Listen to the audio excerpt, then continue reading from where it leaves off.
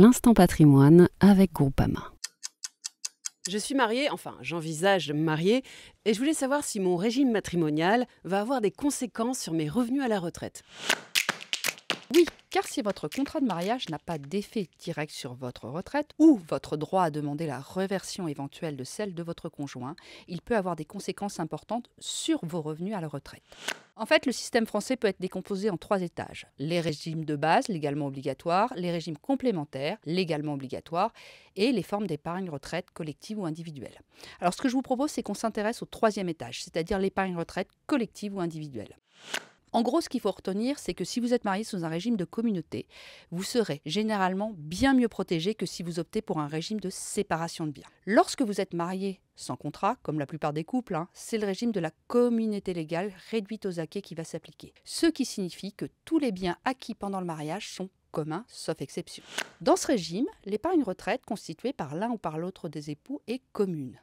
Or, beaucoup de couples s'imaginent que si le contrat retraite est souscrit au nom d'un des époux, il lui appartient exclusivement. Mais c'est faux. Il faut en avoir conscience car les conséquences sont importantes, notamment au moment où votre régime matrimonial est dissous, c'est-à-dire soit par décès ou par divorce. En fait, ce que je vous propose, c'est de distinguer 2 situations, l'épargne salariale et le PER. Pour ce qui est de l'épargne accumulée sur un plan d'épargne salariale, PE, PERCO, tout dépend de la date de constitution de votre épargne, avant ou après le mariage. En fait, les sommes issues de la participation, de l'intéressement, de l'abondement de l'employeur versé sur un plan d'épargne entreprise, un PERCO durant le mariage sont des biens communs, en sachant que l'épargne accumulée avant le mariage reste un bien propre. Donc en gros, ce qui va se passer, c'est que lors de la dissolution de la communauté, chacun des époux va reprendre ses biens propres et les biens communs vont être partagés entre les époux par moitié. Donc si un des époux veut conserver son plan d'épargne salariale, il devra veiller à récompenser son ex-conjoint en lui donnant la moitié des sommes investies sur le plan. En ce qui concerne le PERIN, en fait, il convient de distinguer la personne qui a souscrit le plan et son financement. D'après la jurisprudence majoritaire, le PER doit être considéré comme un bien propre par nature.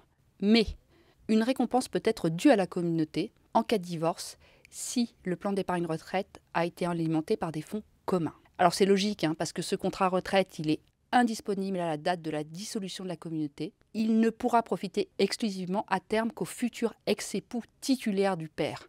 Il devra donc rembourser la communauté.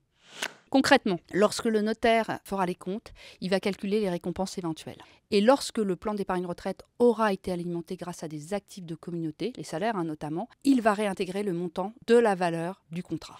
Il existe une exception à cette règle en présence d'un PER assurance qui est débloqué en raison du décès de son titulaire au profit du conjoint survivant. Dans ce cas, aucune récompense n'est due. Là encore, c'est logique parce que le conjoint va en profiter. Pour conclure, je dirais qu'il y a 2 choses à bien garder en tête. Un, c'est qu'on oublie très souvent l'épargne retraite. C'est une erreur car c'est une partie de plus en plus importante dans le patrimoine des Français. Et la deuxième chose, c'est que si vous êtes marié sous un régime communautaire, vous serez mieux protégé. Parlez-en à votre conseiller, il est là pour vous aider, c'est son métier. Merci à Anne-Lise Charrier-Marsène, responsable gestion de patrimoine et ingénierie patrimoniale de Groupama Ganvi, d'avoir répondu à la question.